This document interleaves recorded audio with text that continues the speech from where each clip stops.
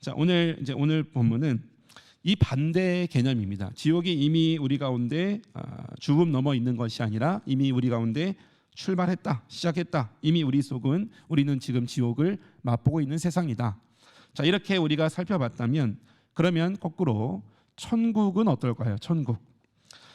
여러분, 천국은 지옥이 이미 우리에게 출발한 것처럼 천국은 우리가 죽고 나서 만나야 될, 죽고 나서 경험하게 될 그런 곳을 천국이라고 말씀하실까? 여러분, 천국도 결론부터 말씀드리자면 오늘 말씀 제목이 이미 임한 하나님 나라입니다. 이미 우리 가운데 지옥이 임했듯이 이미 우리 가운데 이 세상 속에 뭐가 임했냐면요, 천국이 임했다라고 오늘 말씀은 성경은 우리에게 가르쳐 주고 있는 것이죠. 자, 오늘 본문에 보시면 한 사람이 바리새인들이 예수님께 질문을 합니다. 질문. 자, 무슨 질문이냐? 오늘 본문 누가복음 17장 20절에 보시면 이런 질문을 해요. 바리새인들이 예수님께 질문하죠. 하나님 나라가 어느 때에 임합니까? 자, 이런 질문을 해요. 자, 우리는 우선 여기서 우리가 이 하나님 나라라는 것에 대해서 분명한 이제 개념을 정리를 하셔야 되는데, 자, 여기 나오는 이 하나님 나라라는 것은 뭐냐면 우리가 그렇게 부르는 천국입니다. 천국. 여러분, 천국. 성경에서는 이 천국을 뭐로 표현하냐면 하나님 나라라고 표기를 해요. 근데 우리는 이제 왜 천국이라 부르느냐? 하나님 나라라는 이 하나님 나라의 이 용어 자체를 다른 복음서에서는 다 하나님 나라라고 기록이 되어 있는데 천국이라고 기록된 곳이 한 군데 있기 때문에 그래요. 네, 이 똑같은 이제 말인데 하나님 나라라는 이 말을 한 군데 어디냐면 마태복음이거든요. 그러니까 마태복음에는 하나님 나라라고 부르지 않고요. 마태가 기록하기를 하늘 나라, 한문을 하면 천국 아닙니까? 하나님 나라를 앞에 있는 하나님을 빼고 하늘 나라 이렇게 붙여놓은 거죠. 그래서 하늘 나라를 한문으로 바꾸면 천국이 돼요.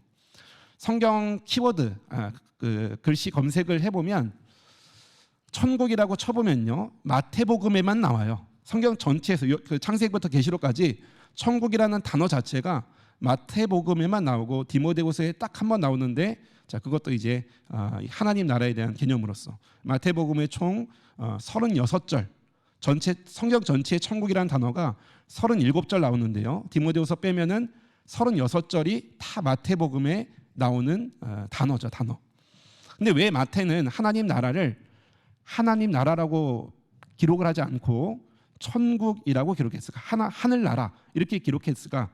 자, 그 이유는 뭐냐면 이 마태복음을 써서 1차적으로 이 편지, 그 글을 읽게 해야 될 독자들 때문에 그런 거죠. 이 마태복음을 써서 이 마태복음이 누가 먼저 읽어야 되냐면요, 유대인들을 위해서 쓴 거예요. 1차적으로 우리가 다 같이 읽고 있지만 유대인들이 이 마태복음을 읽도록 마태는 1차적으로는 썼기 때문에 이 하나님이란 단어를 가급적이면 다 빼는 거예요. 왜 빼냐면 유대인들의 그 입장에서 유대인들은요 절대로 자기 이제 그 유대 그 말씀에 의해서 하나님이라는 이름 자체를 함부로 부르지 않아요. 하나님의 이름을 우리가 부르는 이 여호와라는 단어도 이 여호와의 정확한 의미 그 이름은 몰라요. 여호와라고 그 이름을 붙여놨기 때문에 여호와라고 된 거지, 정확한 하나님의 이름을 몰라서 그냥 여호와라고 붙이는 거예요. 뭐 야훼, 뭐 아도나이 이렇게 부르거든요. 그러니까 왜냐하면 그토록 하나님의 이름은 너무 거룩하고 너무 신성시해서 하나님의 이름 자체를 부르기를 힘들어해요. 그래서 이 마태는 유대인들에게 이 편지, 이 글을 쓸 때 하나님이란 단어를 계속 써버리면 하나님 나라 이렇게 돼야 되는데, 이걸 계속 써버리면 이 글을 읽어야 될 유대인들이 듣기에 거북하다 이 말이죠.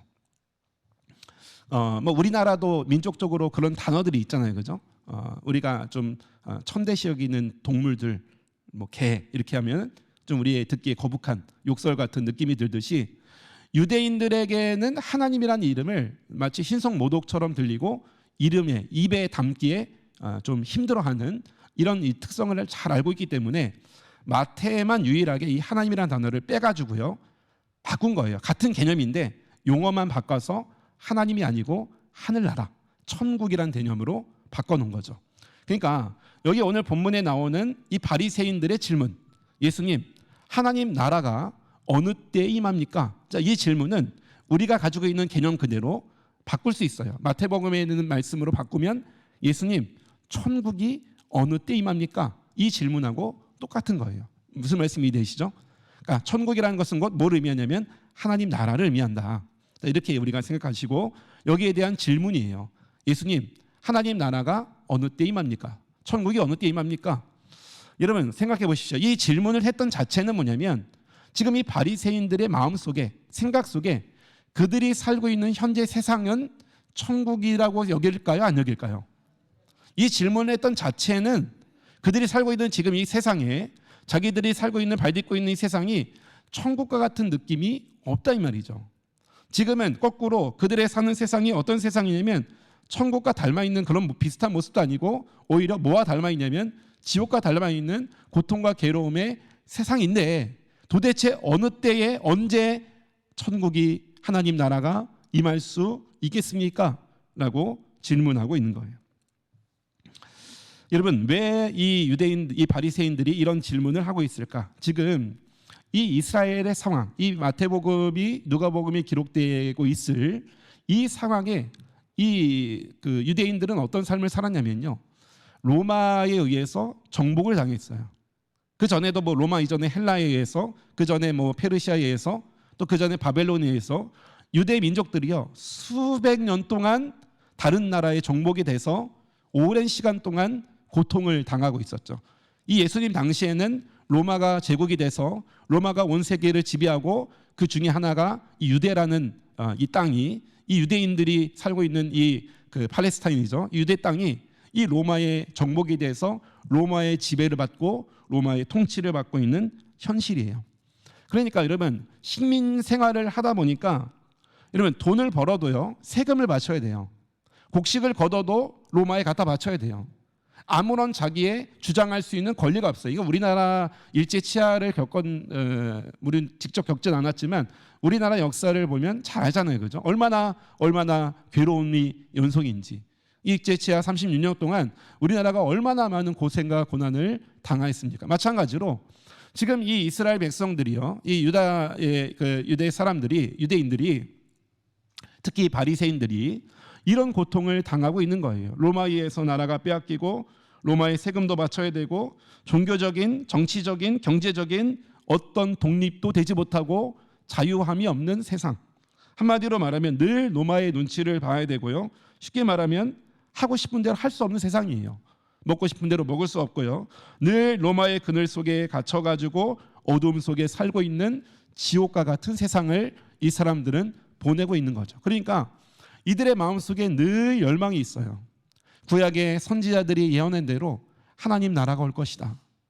우리가 생각하는 그런 천국이 올 것이다. 이러면서 늘 예언에 그냥 목말라하고 기대하고 있는데 오랜 시간 동안 수백 년이 지나도 하나님 나라가 올 기미가 안 보이는 거예요. 그래서 예수님께 질문을 하죠. 예수님, 도대체 언제 하나님 나라가 어느 때에 임합니까? 이 질문을 하고 있는 것이죠. 여러분, 이때 이 예수님의 답변이 중요해요. 자, 예수님의 답변. 자, 뭐라고 답변하시느냐? 자, 다시 한번 20절을 같이 한번 읽어보겠습니다. 있습니다. 시작. 바리새인들이 하나님의 나라가 어느 때에 임하니까 묻거늘 예수께서 대답하여 가라사대. 자, 보세요. 예수님께 뭐라고 말씀하시냐면 이 사람들에게 뭔가 이 사람들의 질문에 심각한 문제가 있다는 것을 지적하고 있어요. 예수님, 하나님 나라가 언제 임합니까?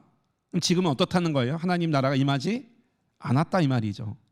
지옥 같다, 지옥이다 이렇게 말하고 있는 거예요.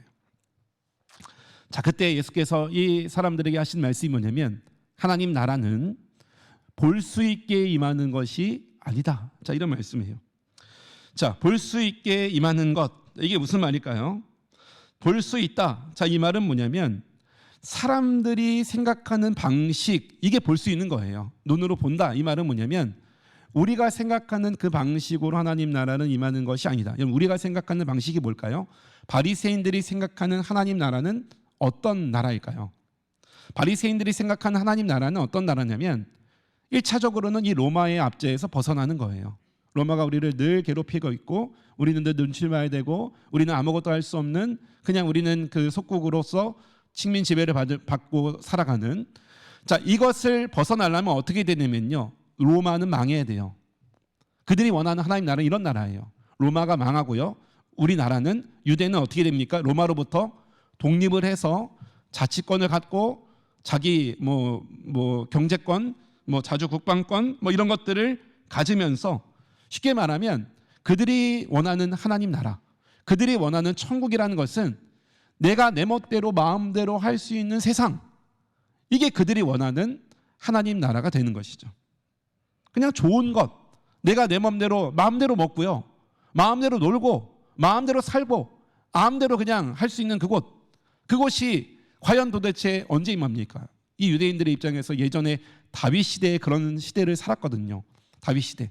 물론 다윗 시대에 하나님이 주신 승리로 다 이겼지만 다윗 시대는 정말 태평성대를 누려던 시대예요. 모든 주변 나라들이 이 다윗 때문에 이 유대를, 이스라엘을 두려워했고요.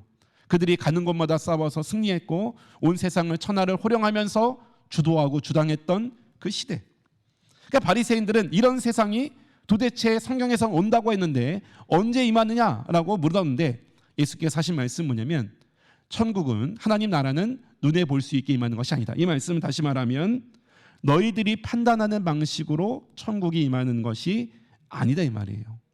여러분, 우리도 이런 판단을 갖고 살고 있지 않습니까? 우리가 생각하는 천국은 어떤 것일까요? 우리가 생각하는 지옥은 어떤 것입니까? 그 기준이 뭘까요? 내 기준이 내 기준. 내 마음에 들면 천국이고요, 내 마음에 안 들면, 괴로우면 거기서 뭐라 부릅니까? 우리는 지옥이라 불러요. 그러니까 우리는 이런 개념을 갖고 살고 있기 때문에 우리가 사는 이 세상이 지옥이라고 부르면서 우리가 이 세상이 언제 나는 천국에 갈까, 그날만을 고대하며 살아가고 있는 현실이죠. 이 바리새인도 똑같은 개념이었어요. 지금 로마의 압제에서 우리가 우리 뜻대로 우리 마음대로 살지 못하는 이런 어려움 속에 있는데, 내가 지금 힘든데, 내가 지금 괴로운데 도대체 언제 이 땅에 천국은 임하게 됩니까? 예수님 말씀하시기를 분명한 선을 긋고 있어요. 천국이란 것은 그런 식으로 임하는 것이 아니다 이 말이에요. 내가 좋으면 천국이고 아니면 천국이 아니다. 여러분, 이 땅에 내가 좋으면 천국이다. 여러분, 이 땅은 그러면 죽을 때까지 천국은 있을 수가 없어요. 그렇지 않겠습니까? 왜냐하면 내가 마음에 드는데요, 이 사람만 마음에 들 수 있어요? 안 들 수 있어요? 안 들 수 있어요. 내가 좋은데, 여러분, 도둑질하는 사람들은 남의 것 많이 빼앗고 많이 도둑질하면 마음에 드는 거 아닙니까? 그렇지 않아요? 단적인 예로, 극단적인 예지만. 근데 도둑질 당한 사람은 어때요? 많이 당한 만큼 더 괴로운 거 아닙니까? 여러분, 세상이 이렇다고요. 상대적인 거예요. 여러분, 모든 사람들이 다 마음에 드는 세상은 없어요. 그렇지 않습니까? 그럼 이 땅 가운데는 천국은 절대 임할 수 있는 것이 아닌 것이죠. 바리새인들이 이렇게 질문한 거예요. 예수님, 도대체 하나님 나라는 언제 임합니까? 언제, 어느 때에 우리 가운데 임합니까? 예수님께서 선을 분명히 긋고 계시죠. 하나님 나라는 그런 식으로 임하는 것이 아니야. 눈에 볼 수 있도록 임하는 것이 아니야. 너희들이 가지고 있는 개념, 그 개념 자체가 하나님 나라다, 지옥이다, 이렇게 말할 수 있는 것이 아니다 이 말이에요. 자, 그러면서 더 중요한 말씀, 21절이 더 중요한데요, 같이 한번 읽습니다. 시작. 또 여기 있다 저기 있다고도 못하리니 하나님 나라는 너희 안에 있느니라. 자, 보세요. 여러분, 예수님께서 바리새인들에게 천국에 대해서 아주 중요한, 우리에게도 마찬가지로 중요한 말씀을 하고 계신 것이죠. 천국은 여기 있다 저기 있다고도 못하리니, 이렇게 돼 있어요.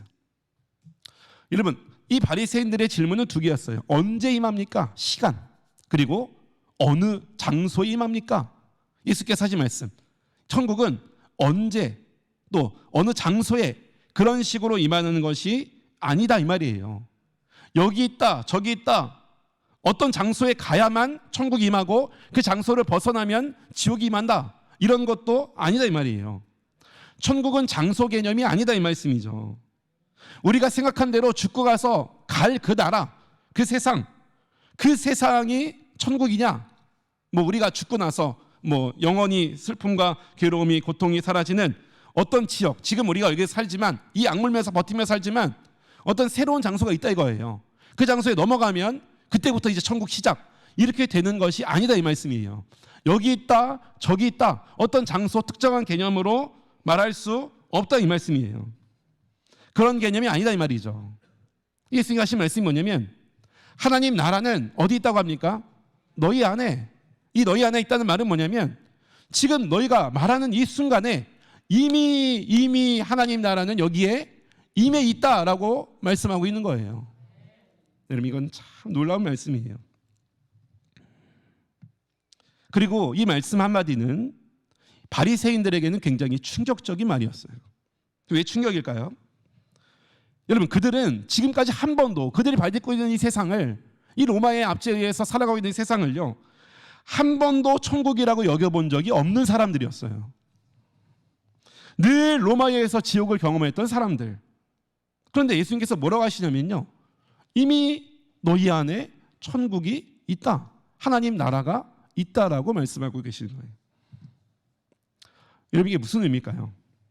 지금 바리새인이 하는 말과 예수님께서 하신 말씀이 뭔가 분명히 차이가 있는 것이죠. 왜 차이일까? 천국에 대한 개념 차이예요. 개념. 여러분, 예수님께서 말씀하시는 천국, 이 천국은 무엇일까? 이미 이 땅 가운데 임하신 천국, 어떻게 이 땅 가운데 임할 수 있을까?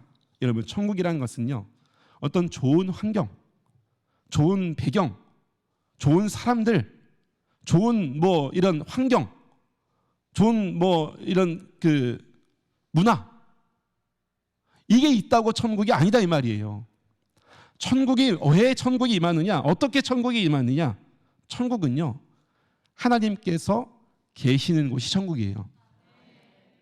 지금 바리새인들이 이 말을 하고 있는데, 물어보고 있는데, 지금 바리새인들이 천국이 여기 있습니까? 언제 임합니까? 물어보는 대상이 누구예요? 누구에게 지금 바리새인들이 천국이 있냐고 물어봅니까? 언제 임하냐고 누구에게 물어봐요? 예수님께 물어봐요. 여러분, 예수님이 누구십니까?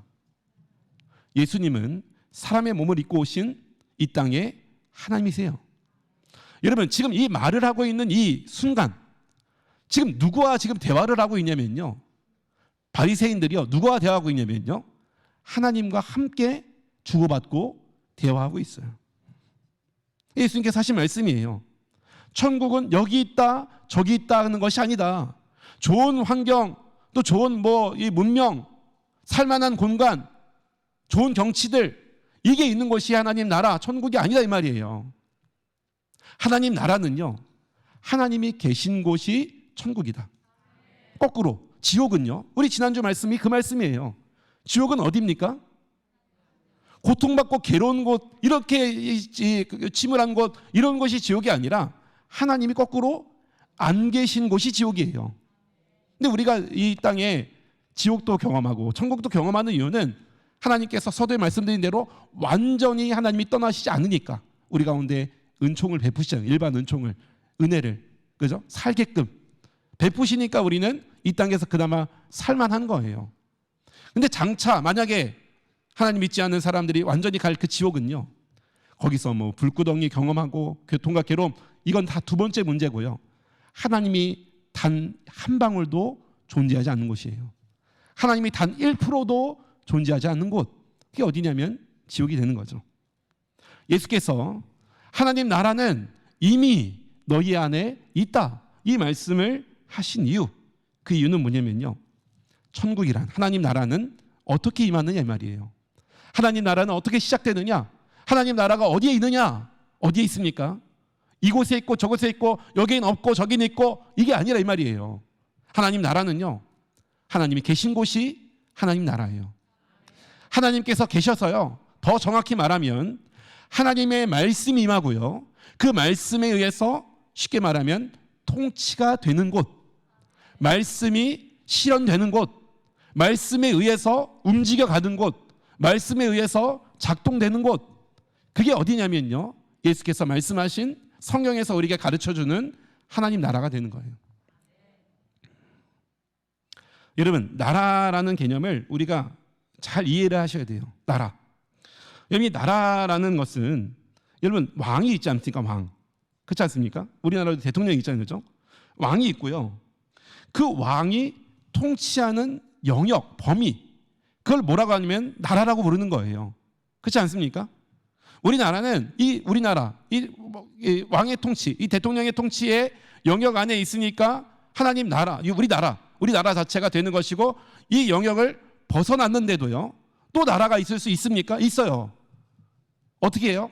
우리는 다른 나라에 뭐 비행기 타고 여행을 가거나 뭐 이민을 가도요, 그 나라로 뭐 그 국적을 바꾸지 않는 이상은 우리는 어디에 보호를 받냐면, 우리가 만약에 미국을 가면 미국의 보호를 받는 게 아니에요. 그럼 어디에 보호를 받습니까? 미국에 우리나라 대사관이 있어요. 대사관. 그 여행 가보시면 알잖아요. 그죠? 공항에서 딱 떨어지면 뭐가 먼저 와요? 문자가 와요. 그 나라의 우리나라 대사관에서 문자가 발송돼요. 가보시면 알죠. 그죠? 문자가 와서 우리가 어떻게 여기에서 쉽게 말하면 살고 어떻게 지내고 어떻게 여행하다 갈지를 누가 다 책임지느냐? 우리나라 대사관에서 책임지는 거예요. 우크라이나에서 전쟁이 발생했을 때 우리나라 교민들을 누가 빼옵니까? 대사관에서 빼오는 거예요. 중국의 사스, 코로나 이전에 사스 엄청나게, 그때 이제 그 중국 대사관이 누구였냐면 김하중 장로님이라고 아주 유명한 신실한 크리스찬인데, 그분이 그 중국 대사관이었는데, 하나님의 대사라는 그 책을 썼던 그분의 책을 보면요, 중국 대사로서의 역할을 한 거예요. 중국 대사, 한국인들이 그 당시에 모든 유럽인들이요, 모든 전 세계 사람들이 사스에 딱 걸렸 그 중국에 유행할 때 다 내보냈거든요. 왜냐면 살려야 되니까, 감염되면 안 되니까 다 내보냈는데, 이 김하중 장로님이 기도하면서 우리나라는 여기 있겠다 이렇게 얘기한 거예요. 여기 있는데 왜 그렇게 했냐면 하나님께서 그분에 주신 마음이 있었죠. 나중에 어떻게 되냐면 한국만 빠져나가지 않았다 그래요. 근데 나중에 이게 뭘로 변했냐면 중국이 한국을 그렇게 신뢰하는 나라가 그 순간에 형성이 됐다 그래요. 다른 나라는 다 우리 중국 버리고 갔는데 한국만 남아있더라 이러면서 한국에 엄청난 그런 이 대우를 해줬던 그런 경험을 이제 제가 책에서 봤는데, 자, 마찬가지로 여러분, 하나님 나라는 어떤 곳이냐? 일단은 하나님이 계셔야 돼요. 계시고요, 그곳에 뭐가 있냐면요, 하나님이 말씀이 임해요. 그리고 하나님 말씀이 실현이 돼요. 통치가 되고요, 그 말씀이 예수께서, 하나님께서 왕으로 계셔서 왕으로 통치하시는 곳, 그곳이 어디냐면 곧 하나님 나라, 우리가 그토록 부르는 천국이 되는 거예요. 여러분, 바리새인들은 이걸 몰랐어요. 이 개념에 대해서 몰랐어요. 이 천국에 대한 기준, 하나님 나라에 대한 기준이요, 온통 자기 자신에 대한 기준이에요. 그러다 보니까 도대체 하나님 나라가 언제 옵니까? 도대체 이 땅이 이렇게 지옥 같은데 언제 우리는 이 모든 고통에서 벗어날 수 있습니까? 막연히 죽으면 갈까? 막연히 죽으면 하나님 나라에 들어갈까? 이런 생각을 갖고 살아가고 있었던 것이죠. 예수께서 그들에게 분명히 말씀하세요. 하나님 나라는 그런 곳이 아니다. 하나님 나라는 어떤 곳이냐? 하나님이 계신 곳이에요. 하나님이 계셔서요, 온 우주의 주인 되신 그 왕 되신 분께서 말씀하시고요, 그 말씀대로 쉽게 말하면 운영이 되는 곳, 말씀이 지켜지는 곳, 말씀의 원리대로 살아가는 곳, 그곳이 곧 어디냐면요, 하나님 나라가 되는 거예요. 다시 한번 비교해 봐서 지옥을 우리가 역으로 이해할 수 있는 것이죠. 지옥은 어디냐? 하나님이 안 계신 곳이에요. 그러다 보니까 하나님의 말씀이 있을까요? 없을까요? 없어요. 말씀이 없으니까요, 어떻게 살아가느냐? 말씀대로 살지 않고요, 말씀대로 세상이 돌아가지 않고요, 다 자기가 왕돼서 자기 마음대로 살아요. 하나님의 말씀이 기준이 돼서 하나님 말씀대로 운영이 되는 이게 아니고요, 다 자기가 왕 돼가지고 자기 주장대로 살다 보니까 어떻게 됩니까? 다 내 것만 주장하니까 이런 고통과 아픔이 일어나는 거예요. 그럼 전쟁이 왜 일어납니까? 전쟁이 왜 일어날까요? 세계 평화를 위해서 전쟁을 일으키지 않아요. 내 욕심 때문에 전쟁이 일어나는 거 아닙니까?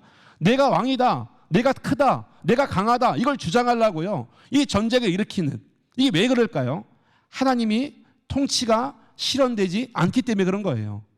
이미 이 땅 가운데 지옥이 왔다, 이 개념이죠. 똑같은 개념이죠. 거꾸로 예수께서 말씀하시기를 이미 하나님 나라가 우리 가운데 왔다 이 말이에요. 어떻게 임합니까? 예수께서 사람의 몸을 입고 이 땅 가운데 어떻게 하셨어요? 오셨어요. 바리새인들이 눈으로 볼 수 있도록 오셨어요. 온 세상 사람들이 눈으로 볼 수 있도록 예수께서 이 땅 가운데 오셨죠. 오셨을 뿐만 아니라 이 땅에 오셔서 그 주인 되신 하나님께서요, 이 땅에 오셔서 뭐 하십니까? 말씀하세요. 말씀해요. 여러분, 아이들의 찬양 중에 주일학교 때 많이 했던 찬양, 저희 가끔 이제 뭐 어린이 주일날 때 찬양 인도할 때 이 찬양 하는데, 예수님이 말씀하시니, 이 찬양 아십니까? 예수님 말씀하시니 물이 변하여 포도주 됐네. 아십니까? 예수님 말씀하시니 바디메오가 눈을 떴다네. 예수님 말씀하시니 제일 놀라운 우리가 사건, 죽은 나사로가 살아났다네. 4절이 예수님 말씀하시니 거친 파도가 잠잠해졌네. 여러분, 우리 주께서, 예수께서 이 땅 가운데 오셔가지고요, 오셔서 그냥 가만 두리번 돌아다니신 것이 아니라, 쳐다보고 계신 것이 아니라, 주께서 하나님의 말씀으로 이 땅 가운데 통치하시기 위해서 말씀하신 거예요. 하나님의 그 권능을 받고 성령 인도하심을 따라 예수께서 말씀하셨어요. 말씀하니까요, 어떻게 됩니까? 이 뒤죽박죽되는 세상, 죽음으로 끌려가는 세상, 고통과 괴로움이 넘쳐나는 세상, 앞을 못 보는 세상, 거친 파도와 같은 세상, 예수님 말씀하시니 어떻게 됩니까? 거친 파도가 잔잔해졌네. 죽은 나사로가 살아났다네. 예수님이 계시니까요, 진정한 이 땅에 하나님 나라가 세워졌어요. 예수님이 안 계시니까요, 하나님의 통치, 말씀이 없으니까, 말씀의 통치를 받지 못하니까요, 온 세상이 뒤죽박죽 자기 멋대로 주장하다가 이 사단이 난 거예요. 이미 벌써 심판이 너에게 임했느니라. 왜요? 하나님 말씀이 없고요, 하나님이 안 계시고 말씀이 없고 그 통치를 받지 못하니까. 이미 천국이 너희 가운데 왔느니라. 왜요? 예수께서 우리 가운데 오셨고요, 우리 가운데 말씀으로 온 세상을 통치하는 시대가 열어졌기 때문에. 여러분, 통치가 임하는 곳이 하나님 나라예요. 하나님이 계셔서 통치가 임하는 곳, 그곳이 하나님 나라예요. 반대로 통치가 임하지 않으면 그곳이 어떤 곳이든 그것은 하나님 나라가 되지 않고요, 거꾸로 지옥이 될 수밖에 없어요. 여러분, 우리 몸에 암세포 참 무섭지 않습니까? 암세포. 제가 이제 그 재작년 통계를 보니까 21년 한 해 동안 우리나라 사망률, 우리나라 사람들이 왜 죽을까, 뭘로 인해 죽을까, 무엇으로 죽을까, 사망률 그 이유 그 따져보니까요, 0세에서 10세까지가 암이었어요.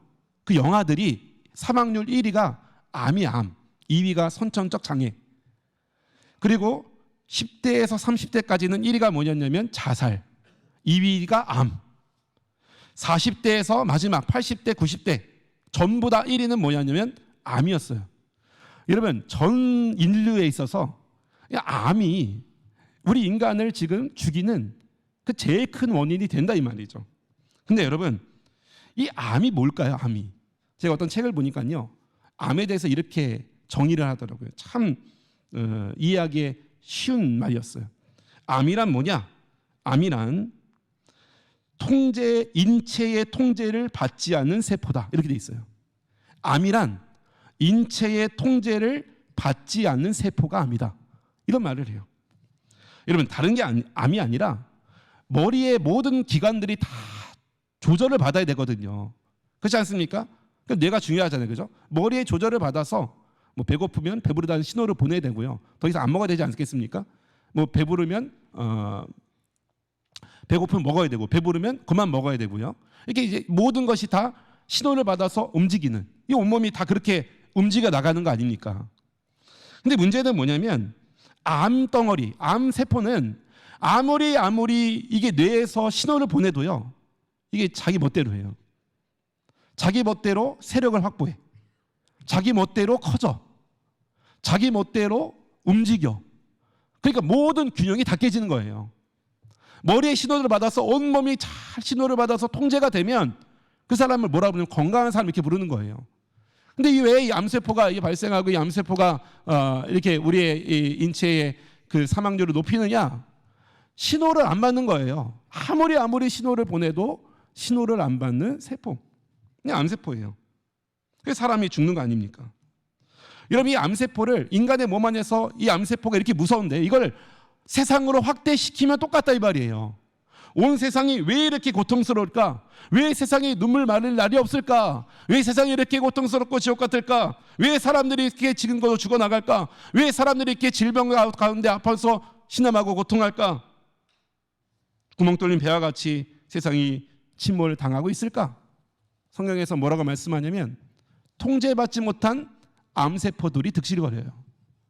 하나님께서 이 땅의 주인으로 계셔서 하나님의 말씀의 통치를 받으면 세상이 절대로 이럴 수 없다 이 말이에요. 하나님은 온 우주를 만드신 분이기 때문에 세상이 어떻게 돌아가야 제일 잘 돌아갈지를 누가 압니까? 설계자가 알아요. 그렇지 않습니까?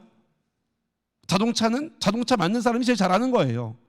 온 세상이 움직이는 이 세상은 하나님께서 만드셨기 때문에 하나님의 말씀대로 하나님의 질서대로 움직여 이 세상이 제일 잘 돌아가는데 왜 이 땅에 이런 고통과 아픔이 일어날까? 다 이유 한 가지. 머리의 지배를 받지 않는 암세포들이 이 땅 가운데 득실거리는 거예요. 이게 죄악된 세상, 이게 지옥된 세상이에요. 여러분, 하나님께서 이 땅에 바라보시면서 눈물을 흘리셨어요. 예수께서 이 땅 가운데 오셔가지고요, 자기 멋대로 통제받지 않고 살아가는, 그래서 죽음으로 빨려가는, 달려가는, 지옥을 경험하고 살아가는 이 세상을 너무너무 불쌍히 여기셨어요. 그게 우리가 지난주에 봤던 하나님이 세상을 이처럼 사랑하사, 이 말씀이에요. 하나님께서 이 죽어가는 이 세상, 지옥에 휩쓸려서 살아가는 세상, 그래서 예수께서 어떻게 하시고 오셨냐면 이 지옥된 세상을 끝내기로 오신 거예요. 어떻게 해요? 하나님 나라를 이 땅 가운데 세워야겠다. 어떻게 세웁니까? 하나님이 오셔야 돼요. 예수께서 이 땅에 몸을 입고 오신 거예요. 오셔서요, 그분이 뭐가 있어야 됩니까? 하나님의 통치가 있어야 돼요. 통치를 받으려면 하나님 말씀이 우리 가운데 임해야 돼요. 예수께서 말씀으로 이 땅 가운데 오셔서 말씀하시고요, 그 말씀에 움직이는 사람들, 그 말씀의 지배를 받는 사람들, 그 말씀의 통치를 받는 사람들 속에요, 실제로 뭘 경험하게 하시냐면 하나님 나라를 경험하게 해요. 말씀에 의지했더니 병든 자가 고쳐져요. 말씀에 나아갔더니 죽은 자가 살아났어요. 말씀에, 하나님 말씀이 임했더니 거친 파도가 잠잠해져요.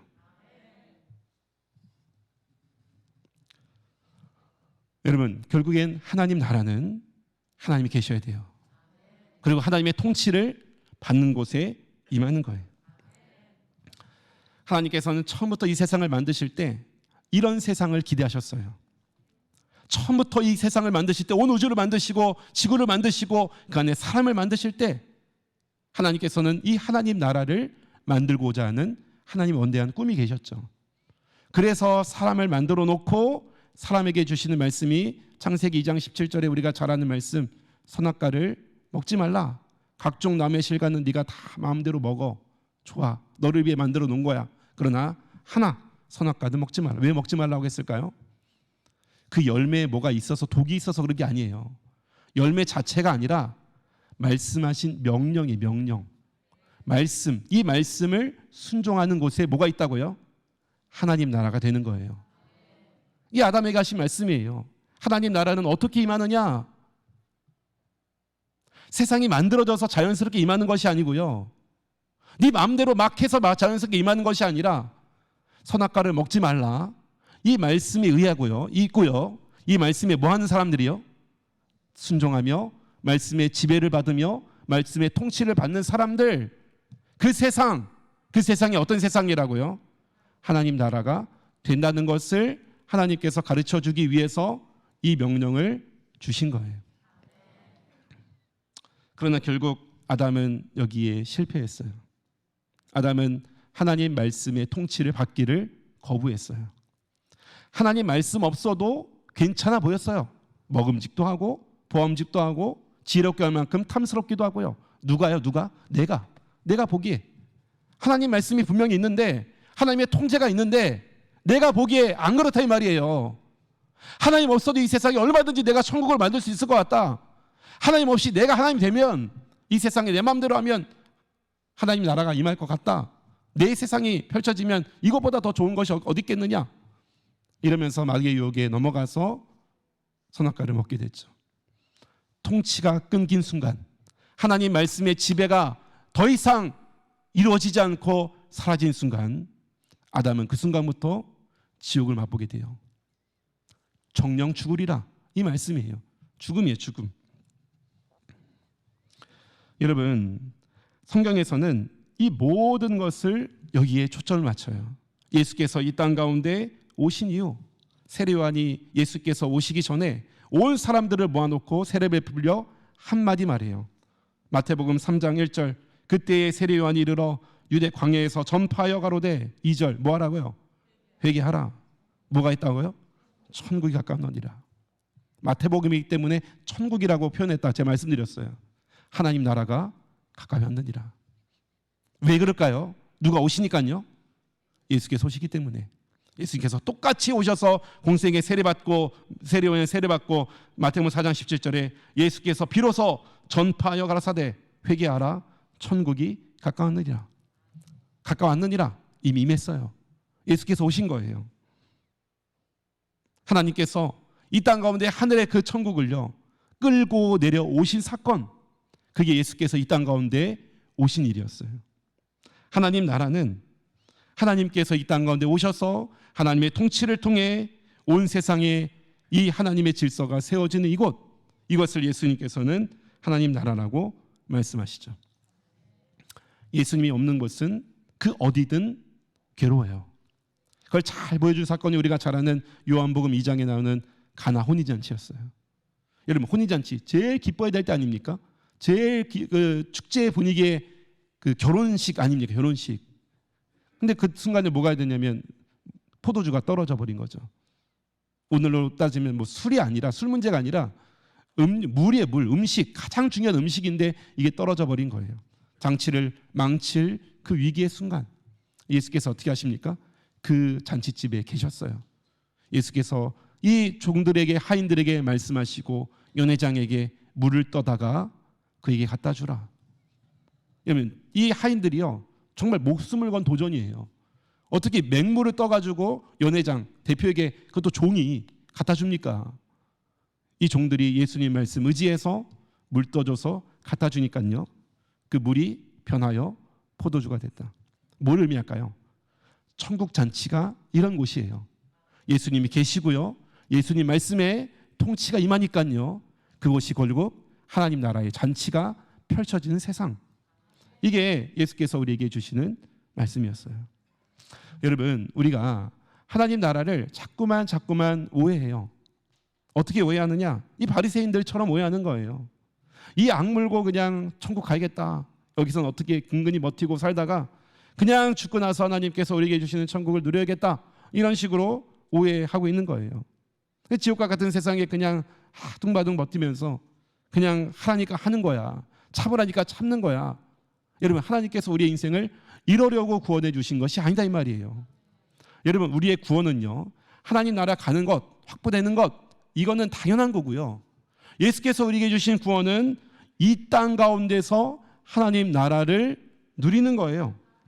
이미 임한 하나님 나라, 이미 우리에게 주신 그 예수님의 십자가의 그 복음의 능력, 복음의 사랑, 이미 이뤄놓으신 그 천국을요 죽고 나서 나중에 결국 버티다가 가서 하나님 만났을 때, 그때 우리의 모든 고통과 괴로움을 식히시고 그때만 우리 안식을 누리고 그때만 기쁨을 누리고 그때만 평안 누리는 그런 곳이 아니라요, 이미 하나님께서, 예수께서 이 땅 가운데 천국을 끌고 오셨기 때문에, 그렇기 때문에 여러분, 우리는 이 땅에서 하나님 나라를 얼마든지 누릴 수 있어요. 얼마든지 체험할 수 있어요. 얼마든지 우리 하나님 나라를 체험할 수 있고 또한 체험하셔야 돼요. 어떻게요? 어떻게? 하나님 우리 안에 계시고요, 제일 중요한 것은 하나님 말씀의 통치를 받으면 돼요. 하나님 말씀의 통치를 받는 곳은 살아나요. 하나님 나라의 말씀의 통치를 받는 것이 하나님께서 역사하시는 하나님 나라가 되는 것이죠. 여러분, 예수님께서 그래서 우리에게 이 말씀을 주시는 거예요. 여러분, 우리가 선을 거놓고 지금 우리나라는 이걸 잘 깨달을 수 있어요. 왜냐하면 남북한이 갈라져 있기 때문에. 여러분, 이 38선을 넘어가서 북한으로 가면 그러면 그곳은 지옥일까요? 38선을 갈라놓고 남한으로 내려오면 남한은 천국일까요? 그게 아니다 이 말이에요. 38선을 넘어가서 북한으로 가도요, 가란 말이 아니고요, 가도요, 그곳에 누굴 모시면요, 하나님을 모시고 하나님 말씀의 통치를 받으면 북한 땅도 하나님 나라가 될 수 있어요. 저기 북한 선교하시는 분들 얘기 들어보면 북한은 공식적으로 이제 종교 활동이 안 되잖아요, 그죠? 지하에서 아무도 모르게, 그죠? 옛날 그 카타콤 같은 데서 지하의 동굴에서 그 순교자들이 막 이렇게 하나님 예배했듯이 북한에도 지하에서 오늘도 아무도 몰래 불 켜놓고 밤에 이제 하나님 말씀 나누고 이렇게 그 예배드리는 곳이 있어요. 교회들이 있거든요.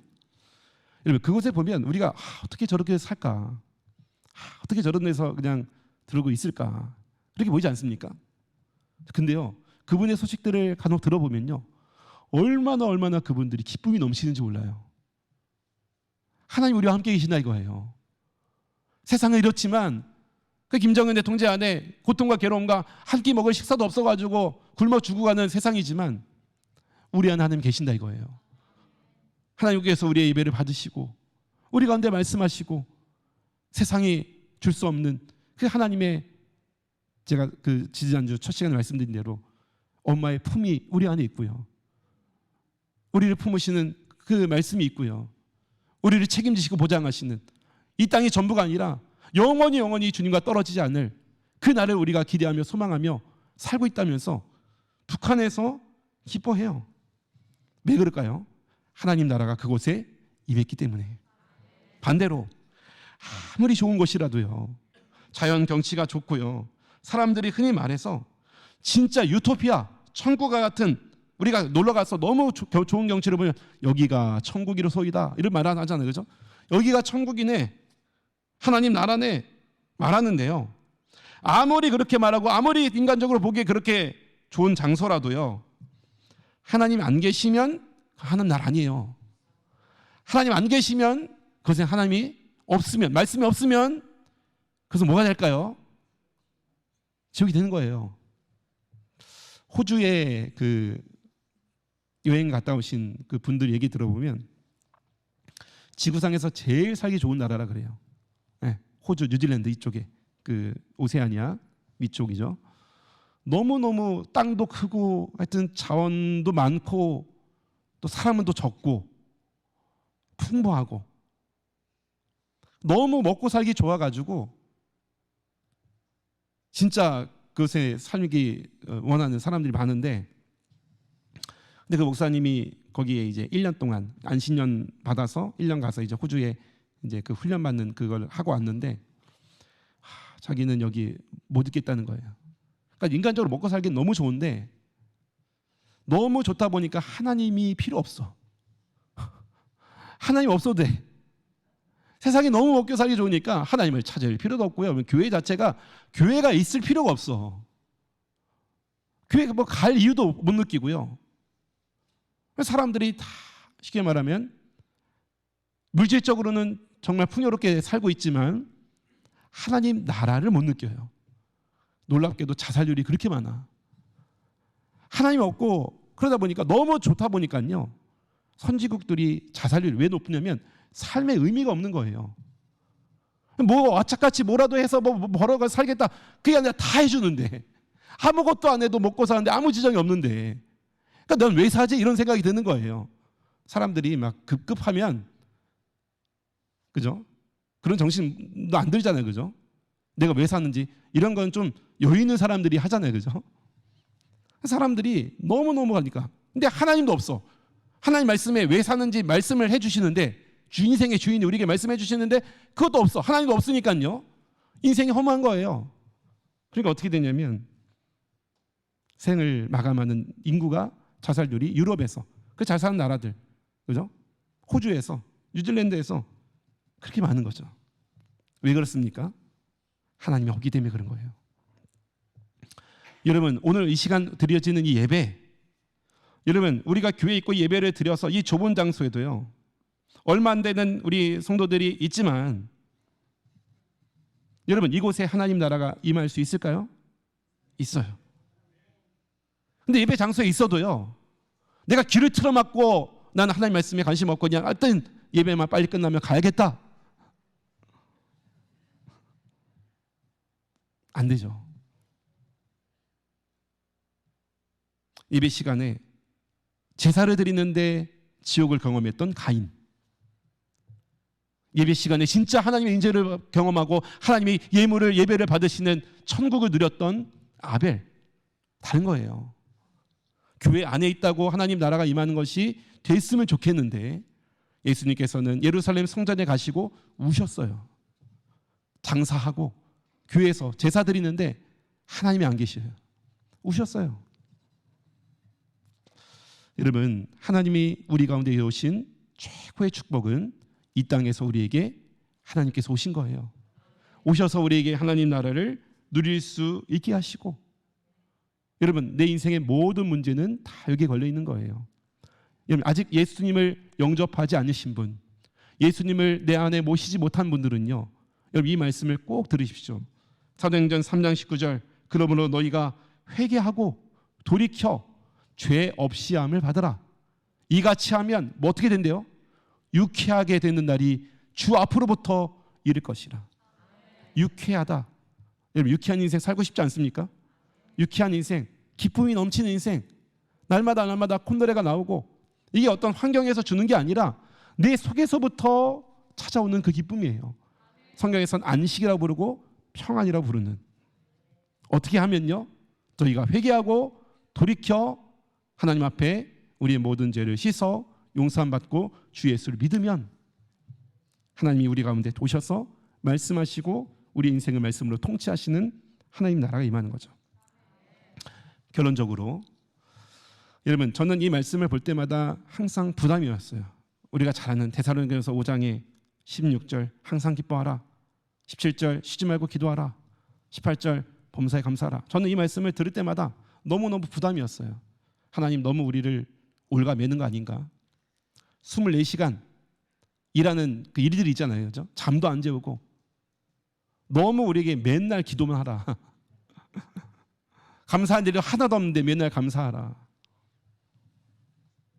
쉬지 말고 항상 기뻐하라. 이 말씀에 부담 없습니까? 부담도 부담이었어요. 부담. 근데 여러분 이 말씀을 거꾸로 보니까요 그게 아니에요. 18절 맨 끝에 보시면 예수 안에서 너희를 향하신 누구의 뜻이라고 합니까? 하나님의 뜻이라는 이 말에 담긴 의미가 뭐냐면요, 하나님께서 이렇게 너희를 만드시겠다는 약속이에요. 항상 기쁘도록 만드는 24시간. 되니까 하라 명령하는 게 명령형. 우리는 항상 기뻐할 수 있어요. 어디든지, 조막에 있든지 궁궐에 있든지 산에 있든지 들에 있든지, 괴로움을 당하든지 슬픔을 당하든지 즐거움을 당하든지 예수 안에 있으면 우리는 항상 기쁠 수 있어요. 이것을 너에게 주실 것이기 때문에 너희는 항상 기뻐하라. 예수 안에서 쉬지 말고 기도하라. 어디든지 어디 상황이든지 하나님 우리의 기도를 들으세요. 우리와 함께 계시고 우리에게 말씀하시고요. 그러니까 하나님께서 그 기도를 통해 일하실 것을 하나님이 자신이 있으니까, 쉽게 말하면 자신이 있으니까 이렇게 하라 명령하는 거예요. 범사에 감사하라. 감사할 일이 없는데요? 아니야. 항상 감사할 일이 넘치도록 너에게 만들 내가 자신이 있다 이 말이에요. 어디서요? 우리가 이 땅에서 하나님 말씀대로 순종하며 살아가는 그곳에, 하나님의 통치가 임하는 그곳에 여러분 우리는 이런 삶을 실제로 경험할 수 있게 되는 것이죠. 마태복음 12장 12절에 세례요한 때부터 지금까지 천국은 침노를 당하나니 누가 천국을 경험합니까? 침노하는 자는 빼앗느니라. 여러분 하나님 말씀에 나아가십시오. 하나님 말씀에 붙드세요. 이게 우리를 하나님 나라를 이 땅 가운데서 경험하는 유일한 방법입니다. 여러분 다른 헛된 것에 우리의 시간과 마음과 우리의 헛된 것에 빼앗기지 마시고요. 이 땅에 주신 그 예수님께서 베푸신 그 천국을 우리 모두 다 같이 말씀 안에서 누리고 나누고 또 오늘 주일날 이 말씀이 우리 가운데 정말 이 세상에서 엉망의 속박에서 자유케 하는 주의 해방이 우리 온 성도들의 가운데 넘쳐나기를 예수 이름으로 축복합니다.